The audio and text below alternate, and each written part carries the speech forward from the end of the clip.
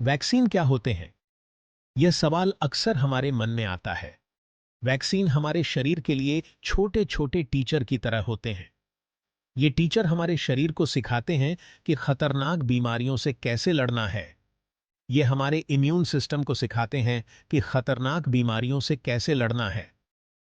Immune system हमारे शरीर का सुरक्षा कवच है और वैक्सीन इसे और मजबूत बनाते हैं।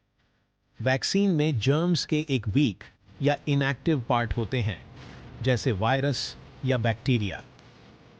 ये पार्ट्स हमारे शरीर को नुकसान नहीं पहुंचाते, बल्कि इसे सिखाते हैं। ये छोटा सा पार्ट हानिकारक नहीं होता है। यह हमारे इम्यून सिस्टम को एक नकली दुश्मन की तरह दिखता है, जिससे हमारा शरीर सीखता है। हालांकि यह हमारे शरीर को भविष्य में असली बीमारी को पहचानने और उससे लड़ने के लिए तैयार करता है। जब असली वायरस या बैक्टीरिया हमारे शरीर में प्रवेश करते हैं, तो हमारा इम्यून सिस्टम तैयार रहता है। इस बारे में ऐसे सोचो। एक बच्चे को एक मॉन्स्टर की पिक्चर दिखाने के बारे में सोचो। यह तस्वीर बच्चे को डराती नहीं है, बल्कि उसे सिखाती है। तस्वीर बच्चे को चोट नहीं पहुंचा सकती, यह उसे उस मॉन्स्टर को पहचानने में मदद करती है। लेकिन यह बच्चे को उस मॉन्स्टर को पहचानने में मदद करता है अगर वे कभी वास्तविक जीवन में उसका सामना करते हैं। इसी तरह वैक्सीन हमारे इम्यून सिस्टम को तैयार करते हैं। वैक्सीन भी इसी तरह से काम करते हैं, हमारे इम्यून सिस्टम को असली खतरों के लिए तैयार करते हैं। यह एक प्रकार की ट्रेनिंग है जो हमारे शरीर को मजबूत बनाती है। वैक्सीन पब्लिक हेल्थ की सबसे बड़ी अचीवमेंट्स में से एक है। उन्होंने न केवल बीमारियों को रोका है, बल्कि उन्हें जड़ से खत्म भी किया है। उन्होंने लाखों लोगों की जान बचाई है। वैक्सीन के बिना कई बीमारियां आज भी हमारे समाज में फैली होती। ये हमें खसरा, पोलियो और टेटनस जैसी गंभीर बीमारियों से बचाते रहते हैं। इन बीमारियों से बचाव के लिए वैक्सीन बहुत महत्वपूर्ण है। यह समझना कि वैक्सीन कैसे काम करते हैं हमें अपने स्वास्थ्य के बारे में सही फैसले लेने में मदद कर सकता है। जब हम वैक्सीन के महत्व को समझते हैं, तो हम अपने और अपने परिवार के लिए बेहतर स्वास्थ्य निर्णय ले सकते हैं। जब हमें वैक्सीन मिलती है, तो हमारा इम्यून सिस्टम एंटीबॉडीज नामक विशेष प्रोटीन बनाता है। एंटीबॉडी हमारे शरीर के वांटेड पोस्टर्स की तरह होते हैं। वे हानिकारक जर्म्स की पहचान करने और उन्हें बेअसर करने में मदद करते हैं। वैक्सीन मेमोरी सेल्स भी बनाते हैं। ये सेल्स हमारे इम्यून सिस्टम के मेमोरी कीपर्स की तरह होते हैं। वे वैक्सीन से विशिष्ट जर्म को याद रखते हैं। यदि हम भविष्य में असली बीमारी का सामना करते हैं, तो हमारे मेमोरी सेल्स हमारे शरीर को तेजी से वापस लड़ने में मदद करते हैं।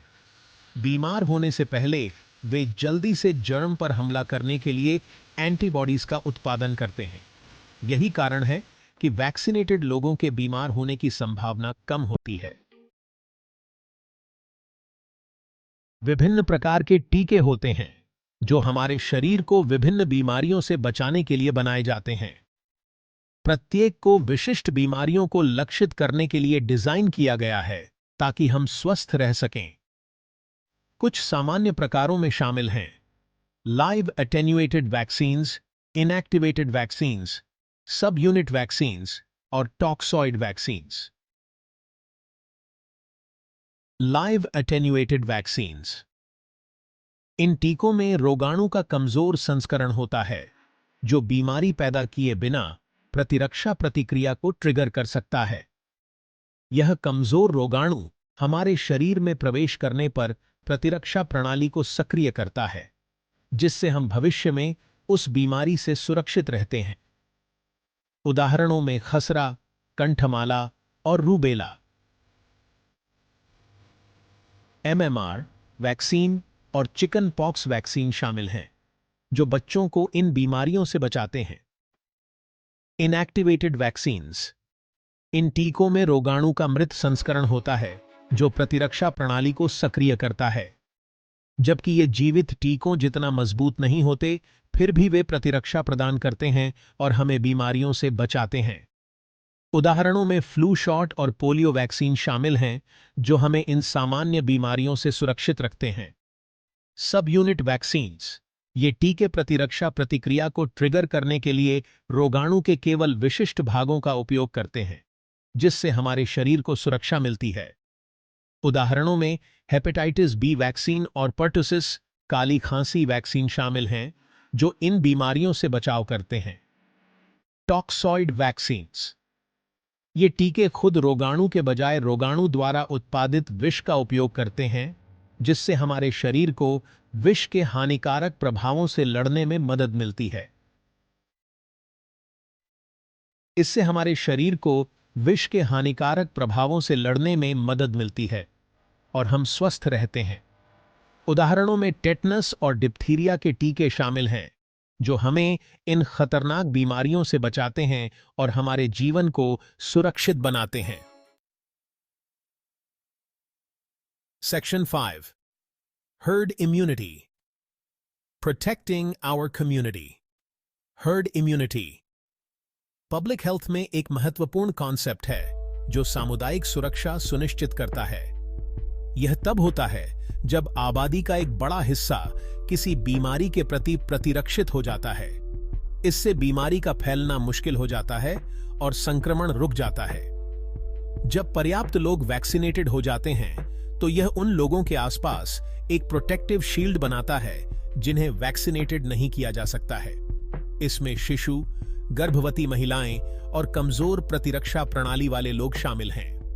कमजोर आबादी की रक्षा और प्रकोप को रोकने के लिए हर्ड इम्यूनिटी इसेंशियल है। जितने अधिक लोग वैक्सीनेटेड होंगे, हर्ड इम्यूनिटी उतनी ही मजबूत होगी और सुरक्षित होगी। Section 6, vaccines in action, a history of success.